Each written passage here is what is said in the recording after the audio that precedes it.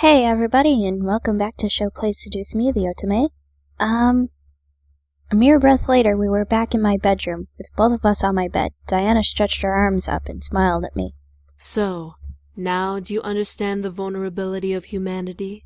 I kind of always did, but I guess Tamantha needed to know. I gritted my teeth. Humans weren't as weak as she claimed. I couldn't believe it. Just because we were weak didn't mean that we couldn't know about those who were supposedly more powerful than us. I glared at Diana. That justifies ignorance? How does that justify ignorance? Ignorance is the only safety humans get to have. If humans were to know about us, do you know what kind of chaos would occur?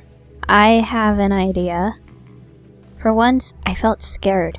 Diana's eyes were cold as ice, as she stared into my soul, practically giving me the frightening feeling of the future I questioned. There are already wars in the human world being fought amongst yourselves. Equality, dominance, power. The human world is practically the image of self-chaos. Innocent blood is spilt every day in your world. Doesn't matter the color or creed you carry. It's true. You think blood is spilt now? There will be much more if humans knew about otherworldly creatures. Our existences can destroy beliefs and human logic. That sounds like a lot of fun. I felt the world around me go dark as I stared at Diana. Sounds of screaming and battle raged around me, but I kept my eyes to the one person I could see. Was this an illusion? Was this a trick? It didn't feel like it. Religions would crumble and civil wars would clash. Paranoia would be a constant in every human mind. And soon armies will rise up, trying to defend humanity without true knowledge of who we are and what we can do.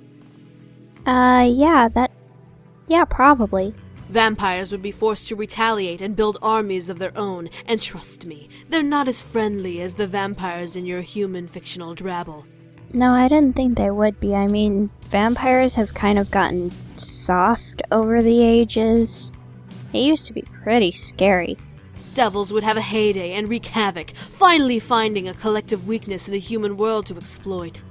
Angels would have to come down and fight their devil rivals, and the human world would become their battlefield. And then everybody would die, and the demons would take over because the devils and the angels would kill each other, and also the humans. And if the demons stay out of it, then the demons get to rule. So what's the problem? I could see the world Diana described flash before my eyes. I could see humans screaming and fighting each other, trying to figure out who is what, and being frightful with every blink. I imagined devils like Malix ravaging cities and killing people while soldiers tried to fight back, failing and dying at every turn. The image was scary and I didn't want to imagine it. I shook my head, holding it in both hands, before looking to Diana. My room had returned and Diana stared back at me. To my surprise, she had a concerned face.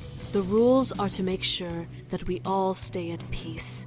To have us all fighting at once would result in a massive cataclysm that would engulf everything and everyone, no matter what you were. I like this idea. I think we should do it. Diana finally broke away from the gaze she held on me and stared at the far wall. I could see a look of fear rush through her eyes as she looked away from me. I almost felt sorry, but my confusion covered my concern. Demons already have enough on our collective plates. We don't need to become the backlash victims of broken ignorance. Diana. Something in Diana's eyes made my heart almost hurt. Even though she wasn't looking at me, I could almost see all of the emotions that ran in her mind just by observing her eyes. I felt bad, terrible even, for questioning her as I did. I was only human after all. However, I felt the need to comfort her. Something was going on and Diana was holding it back. Whether or not I learnt more by comforting her almost didn't matter.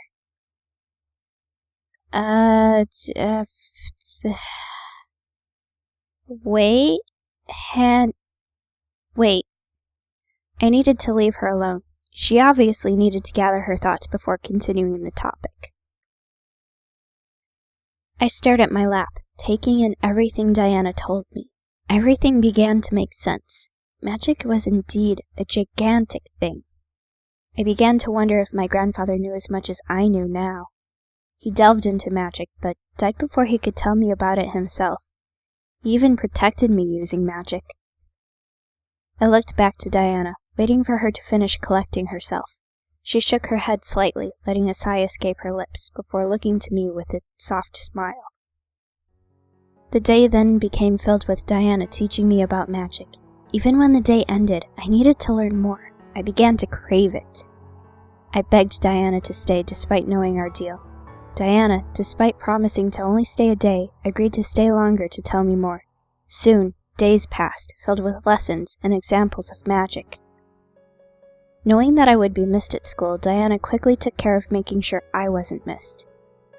Using a simple spell, as she called it, she created an illusion of me to go in my place. It was real to humans and acted just like me, but was like a ghost to demons. I kinda wished I would remember that spell.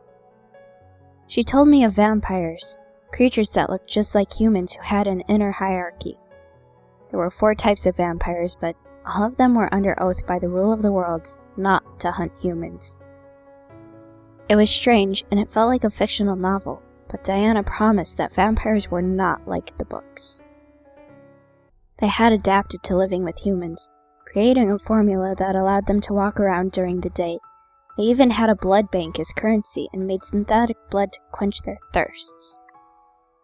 They had real blood to drink, of course, but they got it either through hospital blood drives or black market means. It was surreal.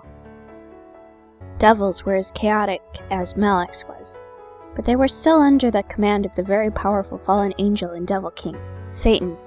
He, however, still had the heart of an angel. He was simply sitting in hell and waiting for an opening into the human world. I hoped it would never come. Angels, on the other hand, were not as I expected. When I thought of angels, I imagined beautiful human-looking creatures with wings and halos. I still wonder who spread that rumor. You know, I have no idea. I don't think they look like that in the Bible. But I haven't, read completely through it, so I don't totally know. Diana explained that they actually looked monstrous. Each archetype of angel looked different, but Diana couldn't describe them all. The one that stood out the most to me was the Seraphim. She described it as a mysterious creature that hid behind 3 large pairs of wings. Well, they have the 3 large pairs of wings, right? What if the Seraphim did look human? Well, anyone who has met a seraphim and tried to find out has not lived to spill the secret. Oh. I gulped. I was scared to hear that for some reason. Angels were strict and were not as forgiving as many claimed. According to Diana, they had a love-hate relationship with humans, but they didn't try to dominate us. They only became mediators for the rule of the worlds. Why not? I'd rather not get into that. But I want to know. Why? It's not my place to talk about heaven. Only the angels. I suppose. She also mentioned their methods for memory removal. As of the self-proclaimed guardians of the humans, they had the right to baptize humans who held memories of otherworldly creatures should they find any in the human world. This baptism not only erased the memories of magic, but erased their entire memory clean. Humans wouldn't remember who they were or who they knew. A blank canvas. Amnesia is caused by angels. Demons, however, unlike the others, were passive creatures that only truly cared for their own world. They had their own lands, kingdoms, and lords living there. The most powerful demon in the Abyssal Plains was the Demon Lord. He was the Incubi boy's father, and he was a ruthless man. So whatever happened to those guys anyway? He had conquered several kingdoms with a massive, indestructible army. Many demons died under his brutality, but he did conquer. Life for demons was like the human renaissance. Many feared what land he would attack next.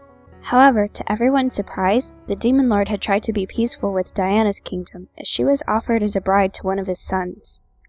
Which one? Why would you accept that? I had no choice. I was barely a child when the decision was made, and when I learned of it, I had accepted it. That is a really... well, I guess it depends on how you were raised, really. Why, though? How would you know if you would be in love with the guy you married? It didn't matter. My kingdom would be safe, and I would be able to live with knowing I was able to protect my kingdom. Hooray, a political marriage, just what you wanted. I stared at Diana as she smiled at me with sad eyes. She really didn't want to marry them. It was practically painted all over her face. You shouldn't have to marry someone you don't love. Diana's face shifted to one of surprise as she looked at me. I was being honest, though. She shouldn't have to marry someone to protect a kingdom. It would be safe, yes, but you would be unhappy. Can you live with yourself knowing that? I think she can. I'd rather be unhappy than see my kingdom burn to the ground. Besides, as the bride of the next demon lord, I'd have the ability to change things. I could disband his armies, bring peace to the abyssal plains. Exactly. Samantha, why didn't you think of that? But what about love? Love? Yeah, who cares? Diana looked at her lap and sighed. Love can't exist for me. I'm the most powerful succubus in the demon world. Anyone who would go after me would only be entranced by my power. Even, like, incubi? That's kinda... Is that how it works? I'm not. Diana chuckled, making me blush a bit. I was being honest, and here she was laughing at my words. You're a human, dear. You can't know when I'm using my powers or not. I could be using them now, making you interested in me to trust me. Yeah, that's true, but why would you tell me that? Actually, telling me that might seal it even better. Oh, man, this psychology is hard. But you're not, are you? Diana then silenced herself. She stared at me, knowing that her silence would give me my answer. I smirked at her. You like me. What? You like me. You definitely like me. I do not. I'm merely fulfilling my end of the deal. Oh, are you? The end of the deal was like ages ago, apparently. I felt like a tease. She was being nice to me and wasn't using her powers over me because she liked me. It was too obvious. You like me, you like me, you like me. What I didn't expect was her taking my hand and forcing me closer to her. A mere inch separated our lips, but Diana's stare into my soul made my mind go blank. I barely remembered what I was saying. Diana remained holding me. I didn't fight. She stared into my soul and I allowed it. I was concerned and, at the same time, I was intrigued. Diana was indeed a beautiful woman. Seeing her up close made my face turn slightly red in embarrassment. Any moment she could lean in and kiss me, maybe even take my energy. Well, that's what you want, Samantha. However, she didn't. You are interesting for a human. Hear that? For a human. So, not very interesting. She then released me and stared at me, watching as I stared back at her with a red face. Did I like her? I shook my head. No way, that was impossible. We were just in a business deal. Nothing more. Probably. Is there anything else you wanted to know? Do you have a super special secret power like the quiet one who could read minds?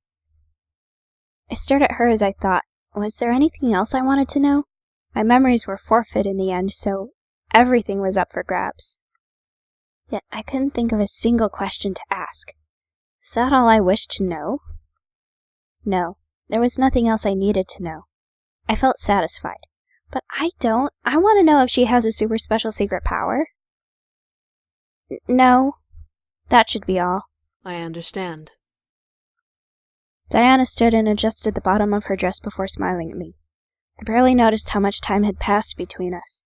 It felt like forever, yet I enjoyed learning more. I felt bad that I had to lose my memories. However, that was the deal, and according to Diana, demons never go back on their word. Well, if you don't mind, there's one place I need to visit, and I'd rather visit it now than after I take your memories. I'll be gone from the area for quite a while, anyway. So I get to keep my memories for a while? Huh? Where do you need to go? A cemetery. There's something I need to do there. It's boring, sadly, but I need to do it. You need to come with so I can watch you. Oh boy, field trip! Why did she need to go to the cemetery? Did she have a human friend she needed to say goodbye to? Did she have to meet with another demon? Sure, let me... No need to get dressed up. It's just a brief visit. I guess. Diana snapped her fingers and the world melted into black. I stood and walked to be beside Diana, unsure of what was happening. Why wasn't the world spinning instead? Was the spinning a trick she did? I felt myself click my teeth in irritation of the thought. Soon, the world grew back its color and we were standing in a field I somehow recognized. I looked down and regretted it. At our feet was Grandfather's gravestone. It was untouched and as clean as when I last remember seeing it. Why were we here? Here we are. But why? Here? I stared at Diana as she muttered a small incantation under her breath.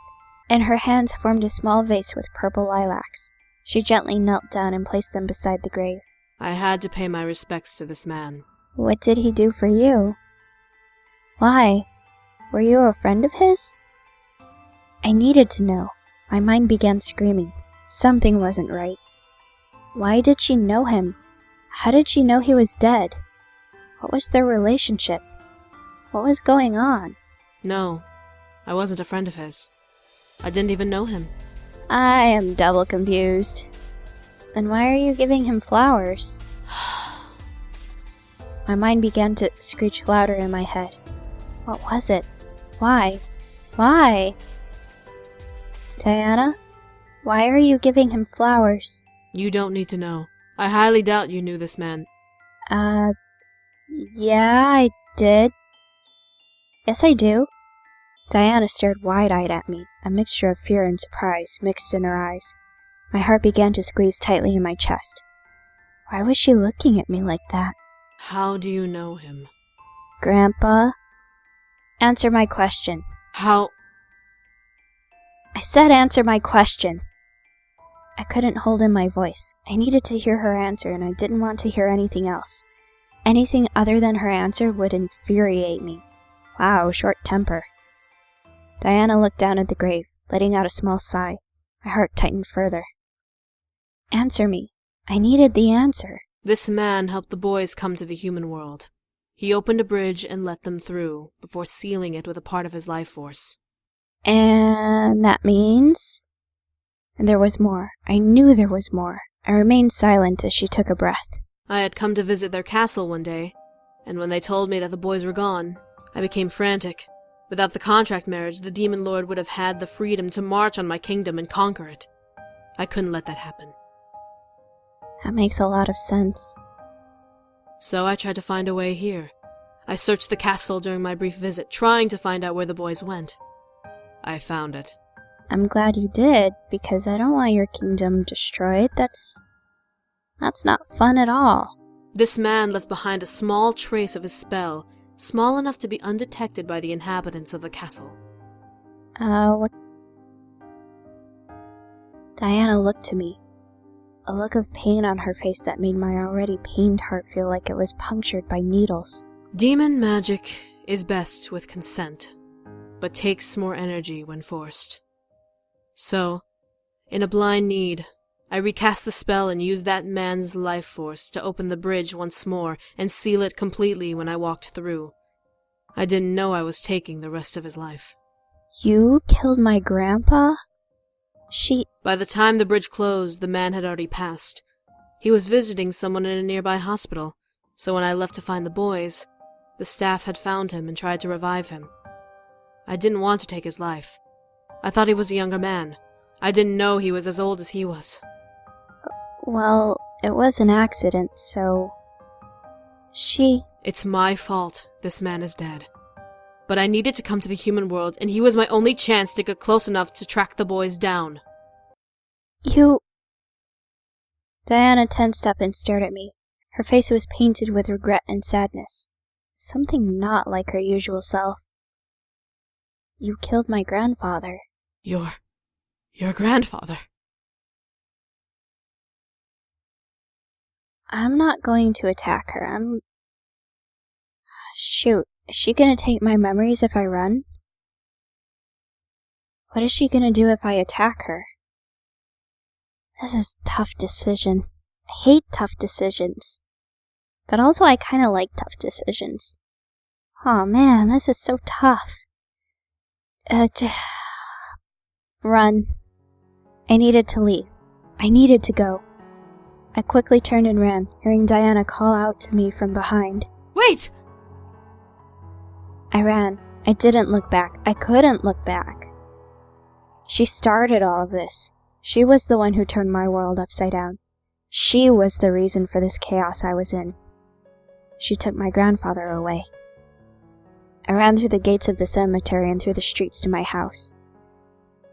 This time, the world was in slow motion and I was going in fast forward. I didn't care what was going on around me. I just needed to run. My heart began to freeze in my chest, pained by the feeling of needles and knives piercing through it. Tears were running down my face, but I knew where I was running. I ran through the front gates of my house and sprinted inside. I zipped up the stairs and ran into my room. As I slammed the door behind me, I began to weep violently. I leaned against the door and slid to the ground, crying. My world was crumbling, and I didn't like it. I also didn't lock the door for some reason.